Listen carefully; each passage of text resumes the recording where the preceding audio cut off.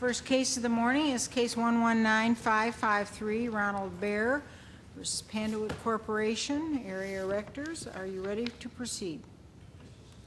Okay.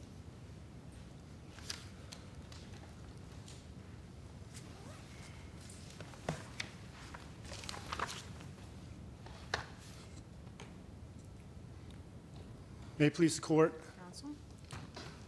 My name is Tom Kelliher, and I have the privilege to represent plaintiff appellant Ronald Bayer in this matter. The issue before this court is... What Erectors? Do you represent Erectors? No, I represent plaintiff Ronald Bayer. Okay.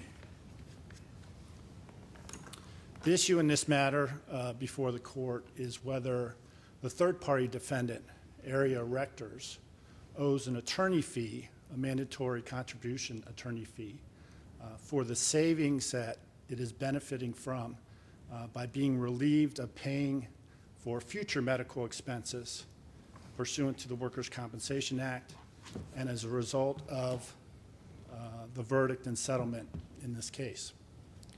Just as a brief background, Ronald Bayer was an iron worker injured on a construction job.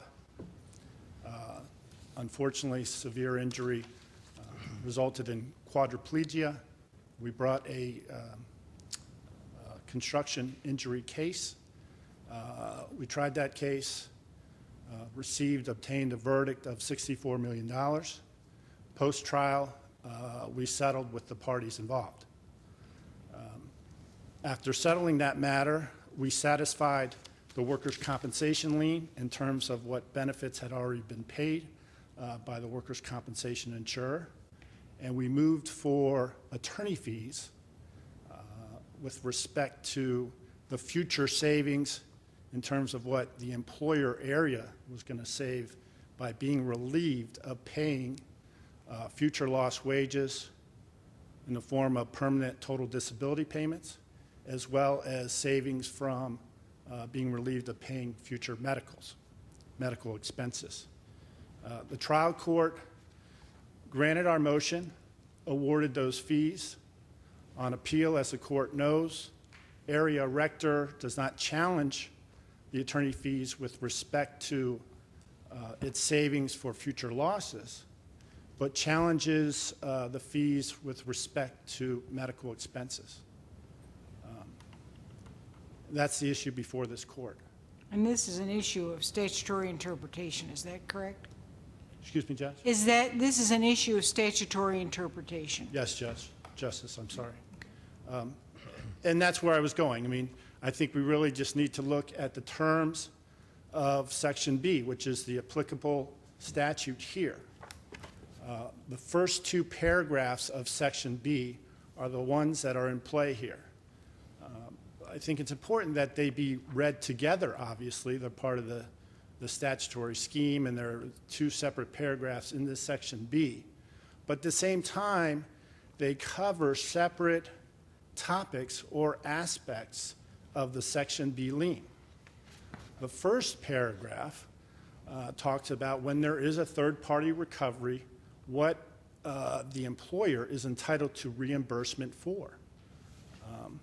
And there are essentially four categories of reimbursement. The employer is entitled to reimbursement for what it has already paid to the employee and what it will have to be paid in the future. And again, because we're talking about payments to the employee, in large part we're talking about the lost wages, lost income. Counsel, though, if future medicals were included in that settlement, haven't the attorney fees already been paid on that? Well, because the settlement did include future payments. Correct. The settlement included, well, the verdict included future medical. Yes. Okay. And were attorney fees paid on that settlement? There were attorney fees paid upon that settlement, but it's our position that Section B requires a mandatory contribution for that entire attorney fee. We're not asking for an additional attorney fee. Essentially, the way I think the cases come out in terms of at least when you consider Zuber v. Illinois Power and the In re Dierks case, it becomes clear that there is a mandatory contribution to that. In this case, it was a 1/3 attorney fee. There's a mandatory contribution by the area erectors, the employer. So there's going to be sort of a pro rata division between the plaintiff, the injured party, and the employer or the workers' compensation insurer in terms of how that fee is split up. And that's really all we're asking for here. So no new money, just split up what's there in the settlement as it exists. True. And I'll give you a practical example. The example is what's going on with the lost wages. I mean, right now, as I said, area erector is not challenging the lost wages, the attorney's fees on that. That's not an additional fee. Those attorney fees are being paid by area erectors on a quarterly basis. They're paid to our firm, and we turn them over directly to the client. And I think if you looked at the trial court's order, it explains that. Although we specifically requested that these attorney fees before the trial court be paid directly to Ronald Bayer, for whatever reason the court did not want to do that, but instead specifically ordered that there would be no duplicative attorney fee, and that these attorney fees by area erectors for these future benefits that it was being relieved of were to specifically, and it's in the language of the order, to assist the plaintiff in paying his 1/3 attorney fee to Horwitz Associates pursuant to the Dierks case. And I think the Dierks case is clear. I mean, now the facts of Dierks are different than the facts that we have here, but the language that this court and the rationale that this court put forward was pretty clear, that Section B does not represent a second or additional fee. It represents a sharing obligation of the fee between the employer and the plaintiff. It described that fee as a mandatory obligation, a mandatory contribution to the fee, and it also made clear that Section 5B, in requiring that, in part, the intent or purpose is to avoid a windfall or an unjust enrichment by the employer. In other words, of being relieved of, in this case, payment of significant medical expenses without taking on its share of that 1/3 contingent fee. Is it your position that the plain language of B supports your position? Or is the statute ambiguous? No, I think the plain language of Section B does bear that out. And again, I think you need to consider the two separate paragraphs. As I said, the first paragraph of Section B lays out what the reimbursements are, what's paid to the employee, what should be, or what's to be paid to the employee in the future, what's paid pursuant to Section 8A of the statute, which is the payment of medical expenses. Now, typically those are paid directly to the medical provider, but that's still a reimbursement under that first paragraph. So medical expenses paid and medical expenses to be paid. That first paragraph captures the reimbursements for the employer. Then you move on to the second paragraph. And the second paragraph, there's no limitation on the reimbursement. It's the 25% fee provision. And it says, out of any reimbursement received by the employer pursuant to this section, it goes on to say that there's going to be a sharing requirement.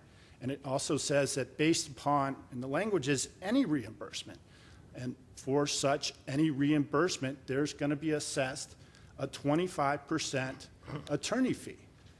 And the language in that second paragraph is mandatory, and there's no limitation on the reimbursement. It refers to it as any reimbursement. So you have to look at the first paragraph, which we've already discussed, or I've talked about, the 4 different aspects of the reimbursement. I'd like Mr. Kaplis to address this too when he gets up here. Mr. Kelliher, there's a dispute with respect to double recovery. You want to state your position on that? Whether or not this would amount to a double recovery? Sure, Judge. Again, I do not believe there's any indication in the record that there's a double recovery here. I mean, again, I'll go back before the trial court. As plaintiff's counsel, we were going to receive our 1/3 fee out of the settlement. We specifically requested the trial court to make these payments for future attorney fees directly to the plaintiff, Ronald Bayer.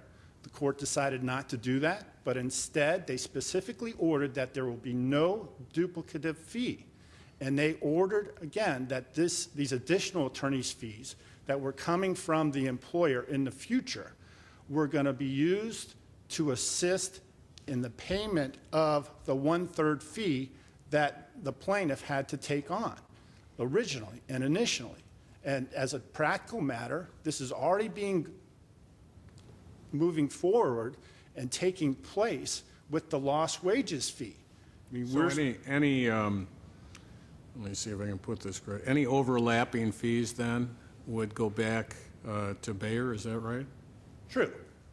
And it's, I mean, again, I think you have to consider, Zuber, but probably more in particular Dierks when it talks about this is a mandatory contribution fee. It goes to, relieve really the plaintiff in these cases of taking on more of his or her share than is necessary. In other words, for every benefit and reimbursement that is being paid or that is being received by the employer, then they have to pay their share.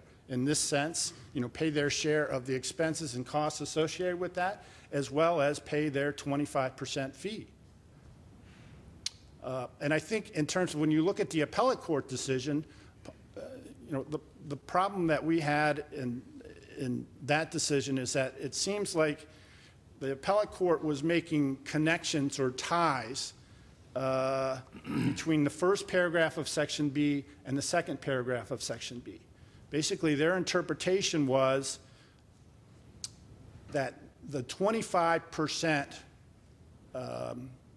fee provision in the second paragraph only applied to reimbursements for monies that were paid to the employee, but not for reimbursements that were paid to medical providers for medical expenses.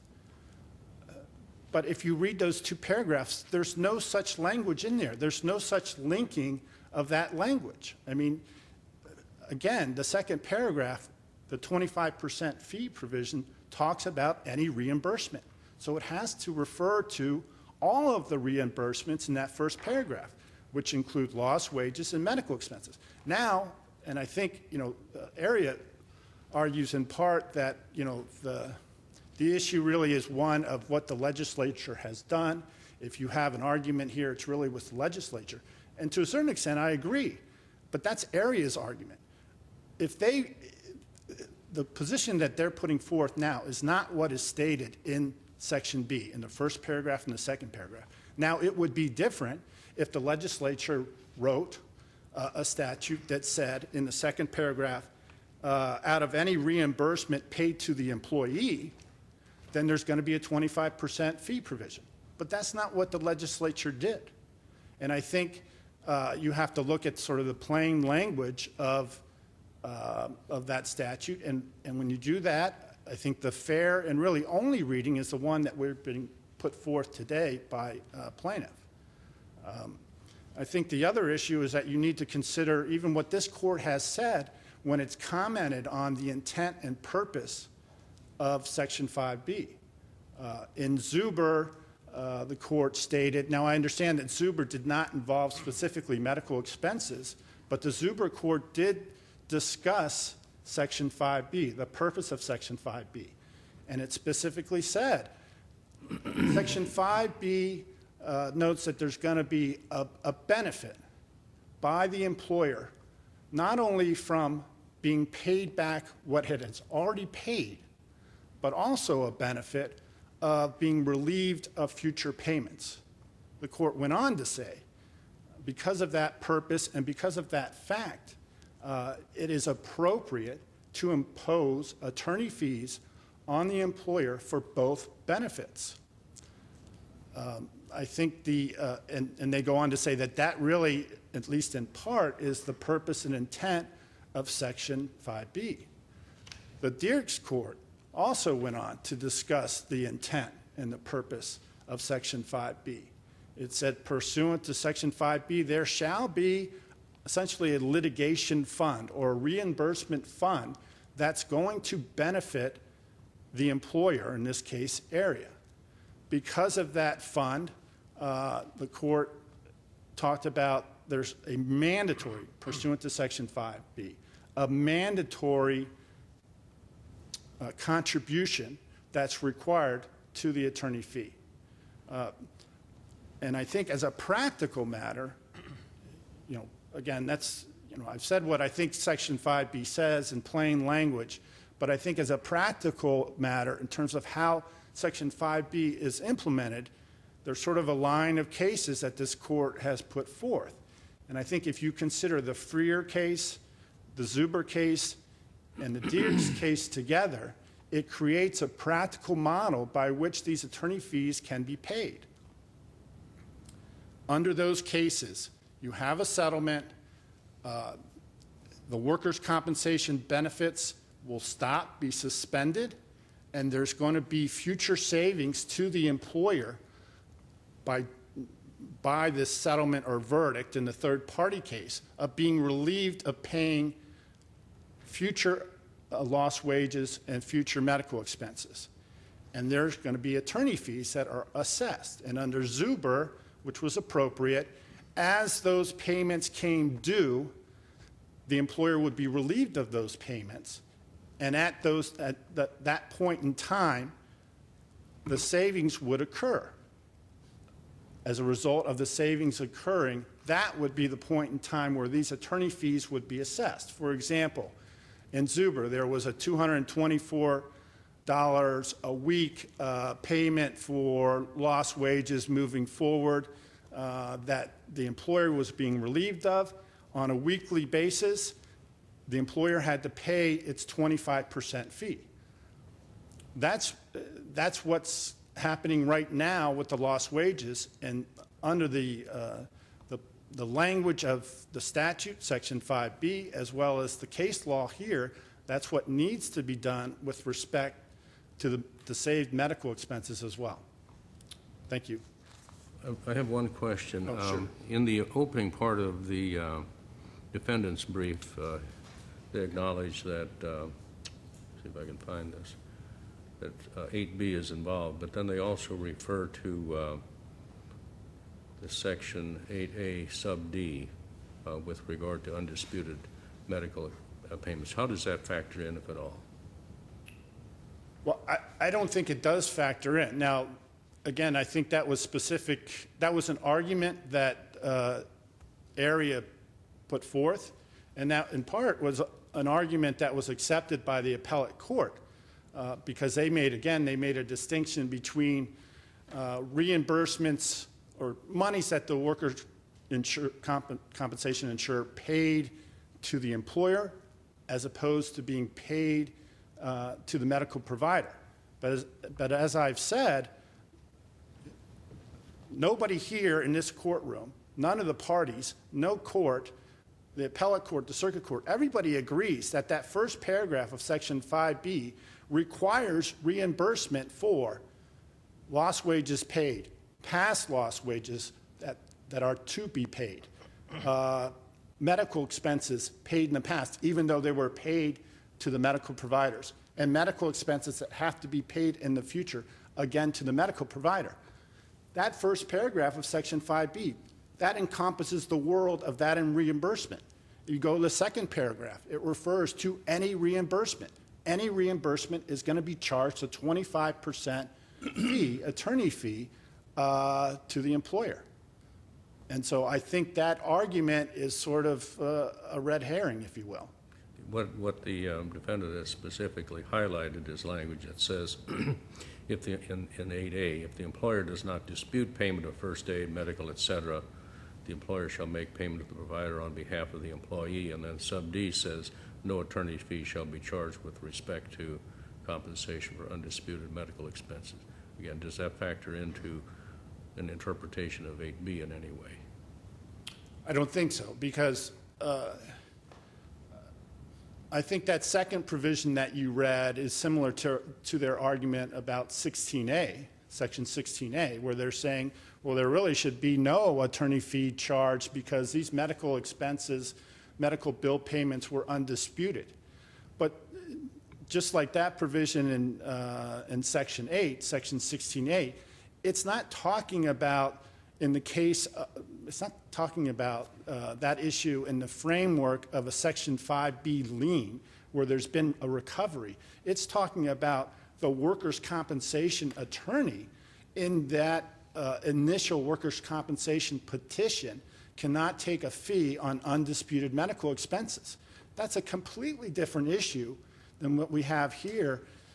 And what we have here is where Section 5B applies, where you have a plaintiff and his counsel take on huge amounts of risks, expenses well over $100,000 to try a hotly contested case, come up with a verdict that substantially benefits not only the plaintiff but the employer, and there's a mandatory 25% attorney fee on that recovery, on that contribution to the employer's benefits. Thank you, counsel.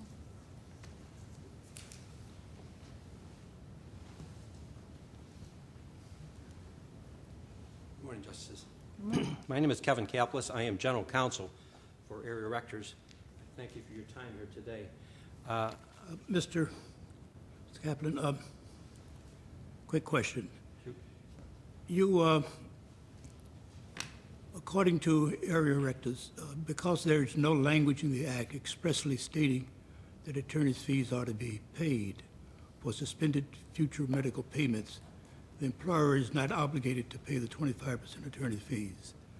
Factor then further argues that the Bayer's position is incorrect because the 25% attorney fee charge must be paid to the plaintiff's attorney who has already received the 1/3 fee for the services rendered to the third-party action, in the third-party action. And as support for the final aspects of its argument, Area relies on my opinion in the state of Derekis, and claims that on page 32 of your brief that Derekis, quote, Derekis clearly states that no such fee could be paid to the employee of the employees or the employee's representative. Now, there's no pinpoint citation to that quote. Could you locate it for me? No, I can't, Your Honor. I'm sorry, that was a misquote. It should have been on another case in regards to that. But the bottom line is on Durkee's is that there was a contingent fee, and they tried to do a third attorney's fee, a contingency fee, and they ordered it, but you couldn't get two attorney's fees. They tried to do a 25% and a 33 and a third percent, and therefore they said you cannot have two attorney's fees in regards to it. You can't have a double recovery of attorney's fees, and that the Act controlled and not the contract. In my view, in the court's view in Derekis, I thought we simply held that the plaintiff's attorney who is successful in a third-party action is entitled to a single fee, a portion of which is paid by the plaintiff client and a portion of which is paid by the employer who benefits from the third-party action. I do not find anything in Derekis that explicitly or implicitly holding that the employer's contribution to plaintiff's attorney must be paid to the attorney and cannot be paid to the plaintiff. Since Derekis held that the employer's portion constitutes a contribution to the attorney's fee, I believe it could be paid to the plaintiff if the attorney has already received the 1/3 contingency from his client. Now, if that is a correct interpretation, and the majority would decide that of Derekis, would we have to overrule the estate of Derekis? No, you would not, because in Dirkses they tried to get two attorneys' fees. What my position is here is fairly simple. It's a fairly narrow issue we're dealing with here. Does the Act, in and of itself, expressly state that the 25% attorney's fees apply to suspended medical. And it's my position it does not. This statute is in derogation of the common law. If you're in derogation of the common law, you have to expressly state what it is. If you remember, historically, the American rule is there's no attorney's fees. Every party shares their own. In 1957, they amended the Act to state the 25% attorney's fees. But this court in Hardwick versus Musterman in 1959 acknowledged the fact that the changing of the statute was a clear indication that without the specific statutory enactment, no such liability would exist against the employer in actions by an employee against a third person. So therefore, it has to be in the Act to be allowed. And since it's in derogation of the common law, the meaning of the statute and the extent to which it's changed as the common law will not be extended beyond that which the language of the statute absolutely requires in its express terms or by necessary implication. And that was decided by the Supreme Court in Ray W.W., which was decided in 1983 by the court. So what we're dealing with here is that the statute has to be literally reviewed and decide this court's decision as to whether it applies to suspended medical. There's no doubt in the statute, there's no provision expressly stating that these apply to suspended medical. What we're dealing with here is you have to look exactly at the language of the statute. It's a fundamental principle that these statutes, you have to read every word in them, and there's no superfluous words and no unnecessary words. And if you recall, this court in Grawl versus Adrian, which dealt with the Wrongful Death Act, this court stated that since the Wrongful Death Act did not have medical recovery provisions in it, that medical bills were not recoverable under the Wrongful Death Act because it's not expressly stated in there. Similarly, in this case, there is no such provision expressly stated. In fact, counsel in page 10 of his initial brief before this court added in the words under 5B, including medical bills, which I noted in my brief is not actually in the quote that he had. It's not there. If he has to add words to it to explain it to the court, I think that adding words to it is what exactly this court would be doing. This is not a common funds doctrine case where you're trying to collect under like Bayer versus State Farm. This is a statutory requirement. And as I cited previously, without the provision, this court cannot grant 25% attorney's fees. Can you just help me on one small piece? Sure. My question is somewhat about against what is the 25% Right. assessed. Section 8A of the Act defines compensation as the employer shall provide medical bills, et cetera, and all necessary bills thereafter incurred. So Section 8A seems to define compensation as including future medical bills. Is that right? Do you agree with that? Okay. So doesn't that suggest that when we're talking about how this is be divided, that it's going to be applied against the compensation as defined as future medical bills? We're not reimbursing. We're suspending. Under FREER, you suspend. And therefore, you're not reimbursing because we're never going to pay it. And we've been paying undisputed medical all the way along in this case from day one of the accident, back in 2008, I believe, June 20 of 2008. What we're dealing with is the fact that there's no provision in this Act that allows the payment of attorney's fees to a plaintiff. And so the key word that you're concerned about is reimbursement versus compensation. Correct. I will agree that they both are compensation. There's plenty of case law saying that they are. The key is the reimbursement of it. And you have to understand there's a... Let me get... go ahead.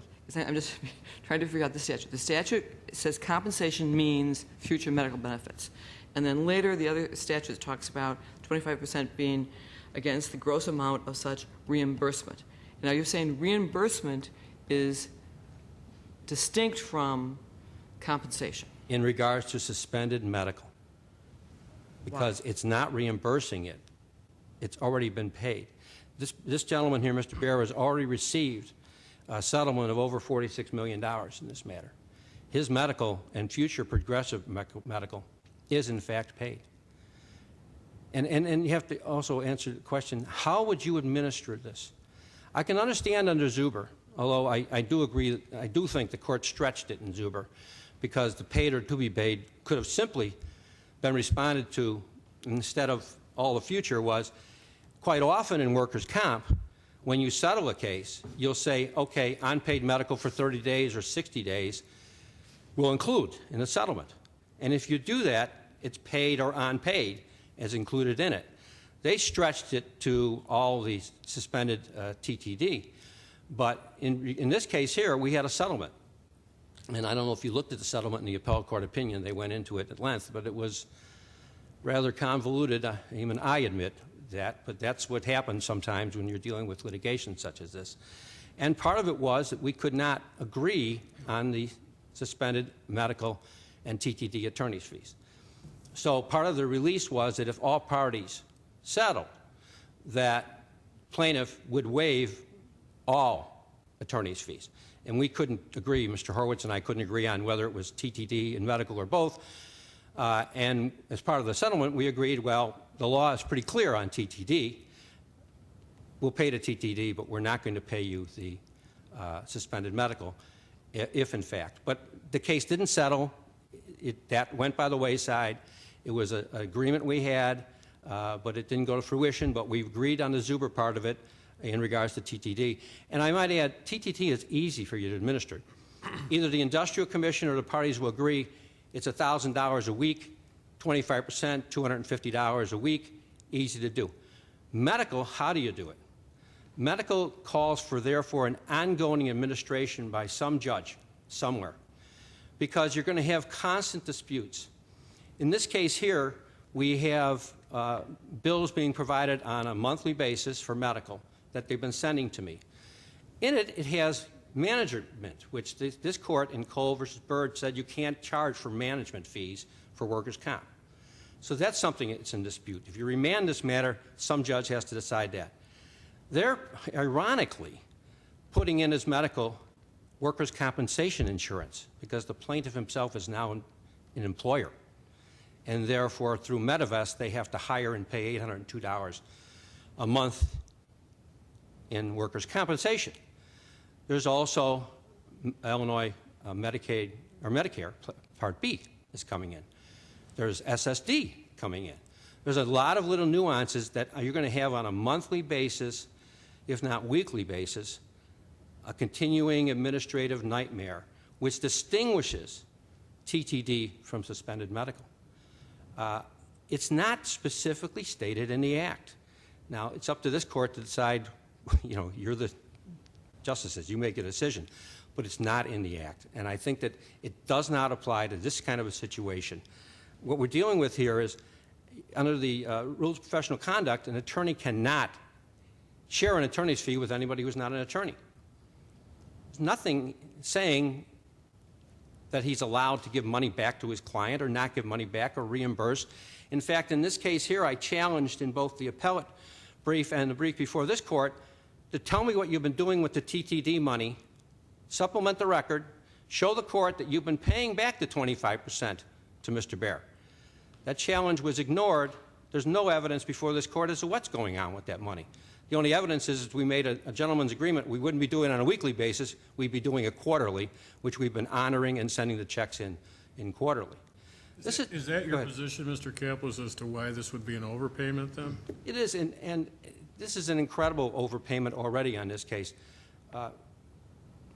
Mr. Bayer ended up with $46 million. My client, Erectors, and I'm their general counsel, I'm not their insurance counsel or anything else, paid a $500,000 deductible on both sides of this, on the workers' comp and the CGL, commercial general liability policy.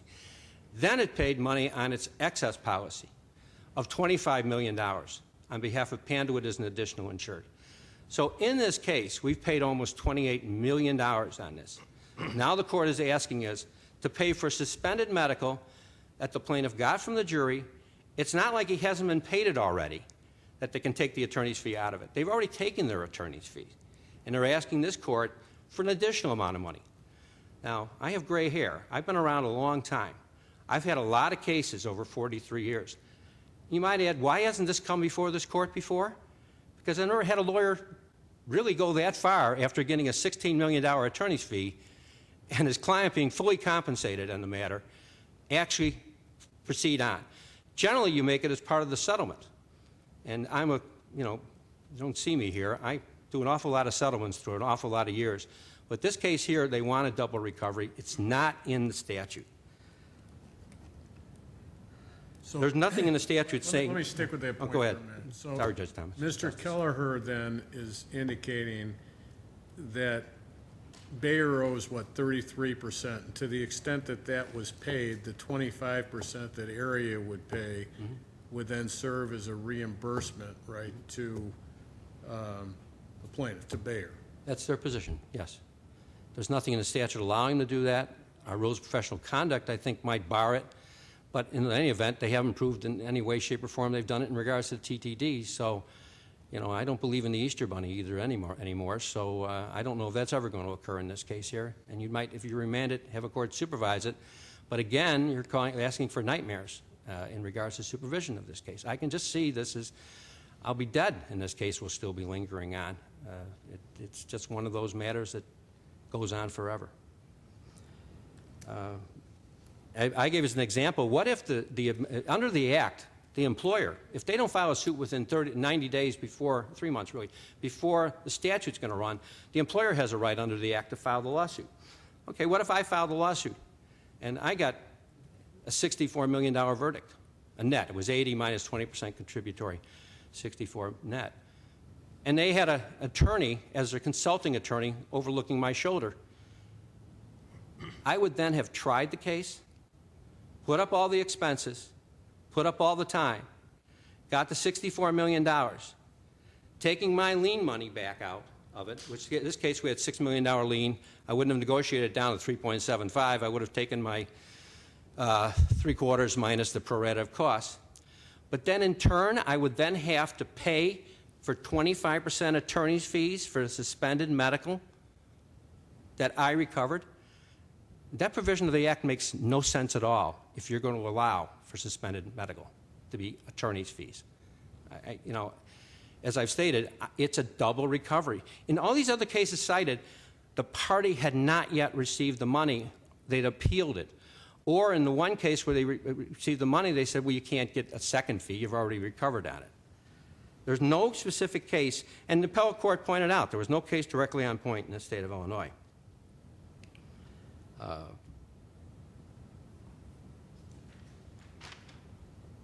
In Zuber, you have to remember that it was $900 per month, a widow's award, and the attorney had not taken a fee on that annuity that was purchased. And that's the difference. In Zuber, there was no attorney's fee taken in any way, shape, or form on the TTD that was already that was being paid. So the court said there's no double recovery happening here. So therefore, he could get an attorney's fee. And again, Zuber dealt with wrongful death, which has no medical in it, so it can't be stare decisis in regards to suspension of medical bills. In regards to the double recovery argument, we have the double recovery argument, Judge Thomas, you asked about earlier. In the Taylor versus Pekin, which I cited to, the Supreme Court said it had to be payable to the attorney, not to the plaintiff, because the underlying court had stated that they could pay it directly to the plaintiff, and the court said, no, you can't. It has to go to the attorney. In this case here, what if the money really doesn't go back to the plaintiff? Isn't there really a double recovery? Absolutely in this case. There's no question about it then. But there's nothing in there allowing him to have it. So you're going to have to rely on the good graces of the attorneys or administrative by court that the money goes back. And I have to remind you that under the Act, these are weekly payments. We've agreed as a gentleman on a TTD to every 3 months because the TTD is a small amount and it's easily calculated. And we decided not to have so many checks.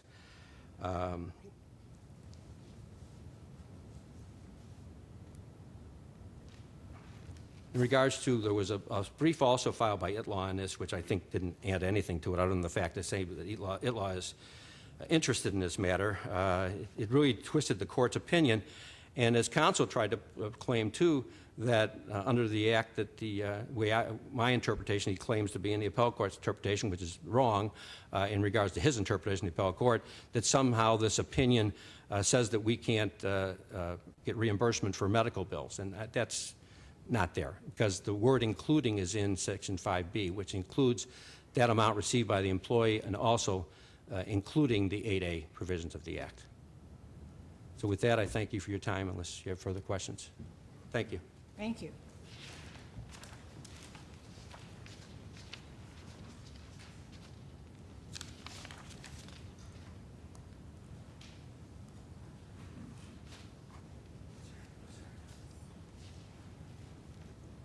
Mr. Kelliher, tell me what that looks like.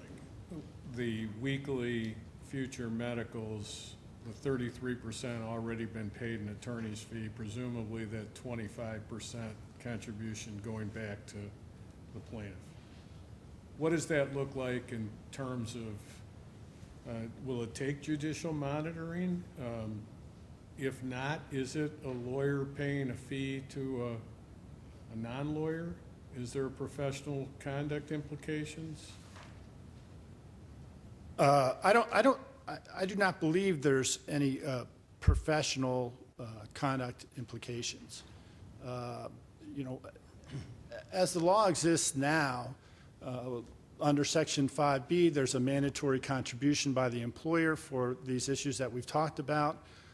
There's certainly nothing in the law at all that prevents that contribution attorney fee, either one, going directly to the plaintiff pursuant to the Dirks decision, or two, going to the plaintiff's attorney, and the plaintiff's attorney turning around and basically, you know, it's semantics, how you want to describe it, you know, paying that money directly to the plaintiff, or taking that in as a contribution and taking and basically granting the plaintiff a reduction or a discount or a refund in terms of what the plaintiff has already provided with respect to the 1/3 fee. And I would... Mr. Kaplis points out that at least he doesn't have any knowledge that was done with respect to the TTD payments. Well, you know, the area Erectors did raise that in its briefs. Our position is that the record is what the record is. I don't believe there's any burden or requirement that we put forth that evidence. And I think if you look at our conduct before the trial court, again, you look back to what our specific request was, that these fees be paid directly to the plaintiff. The trial court did not order that, but instead, again, ordered that there was going to be no duplication of fees. These attorney fees were only to be used to assist in the payment of the 1/3 fee pursuant to Dirks. Now, there's nothing in the record to indicate that we're not complying with Dirks, or we're not complying with the trial court order. I mean, quite frankly, I think we have an ethical obligation to do so. That's what we've done. Again, there's no indication that anything else is going on here other than speculation in the briefs by defendant area, who's got a legitimate interest here in either, you know, retaining this windfall or retaining this unjust enrichment. Is there an issue here, though, with regard to the amount of monitoring it would take from a court because of the fact that these medical expenses are unlike TTD, and that you know indefinitely what that amount is going to be, but the medical is a different breed of cat. Sure, and I understand that. I mean, I guess my one thought would be this was an issue that was never raised at any level, not in the brief, so it's a little difficult for me to speak to it. But, you know, on the cuffs, I can say that there is, under Section 5B, there's a mandatory contribution requirement for the attorney fee. I acknowledge that there may be a difference in how that is processed compared to temporary or total disability payments. But at least on the record here, there's no indication that it, in fact, is going to require monitoring. in large part, we have been able to work out a lot of these issues with counsel. And if, in fact, there is an issue that pops up with respect to administration, then so be it. There's no evidence in here that it's going to require frequent administration, or we're going to be going back and forth from court or the commission. And in fact, the workers' compensation case is still open. So I mean, there's, whatever issue is raised in that respect, I guess, could be raised in the framework of the workers' compensation case. But there's certainly no evidence that this is going to be an issue to the extent to basically ignore the plain dictates of Section 5B. And I think, again, if down the road it becomes an issue, that doesn't mean that we can rewrite what Section 5B has, or what the legislature has already written in there. If it becomes an issue down the road, again, I think that's something that needs to be addressed with the legislature. And with respect to that language in Section 5B, I mean, in large part, Area Erectors says, well, there's no specific language talking about, future medicals being suspended and there being a requirement that the attorney fee be based upon that. It's true. I mean, if you look at Section 5B, it does not specifically say the words medical expenses suspended. But I've already gone through it. The first paragraph defines, again, what the reimbursements are. The second paragraph specifically says a 25% fee on any reimbursement. You consider those together, and it becomes clear that medical expenses are included here. And under that argument, I mean, there's no specific language in Section 5B that specifically talks about lost wages or disability payments, whether paid in the past or to be paid in the future. Under their argument, basically there'd be no 25% fee provision applicable at all, because there's nothing in the statute that talks about specifically medical expenses or specifically disability payments or suspended disability payments or suspended medical bill payments. That argument just doesn't make sense. Again, Section B is clear. It lays out what the reimbursements are, and then it defines what any reimbursement or that any reimbursement requires mandated a 25% attorney contribution fee. Mr. Kelliher, Mr. Kaplan's provided a theory as to why we haven't seen this issue before. Do you have an alternative theory? Sure. My alternative theory is, and I can't read area counsel's mind, but this is a significant verdict. So there's significant money at stake. Our firm has been collecting Zuber fees as contribution to the 1/3 fee for years. And this never has been an issue. I mean, this is quite frankly the first time it's ever been contested by a defense counsel. This is routinely done in all of our cases, in all of our construction injury cases. There's always a contribution for future lost wages that the employer is being relieved of, and future medical expenses that the employer is being relieved of. One of the most significant verdicts in Illinois history comes down, and this is when we see the challenge. That's my theory. Thank you. Thank you. Case number 119553, Ronald Bayer versus Panduit Corporation, Area Erectors, is appellee. Will be taken under advisement as agenda number 3.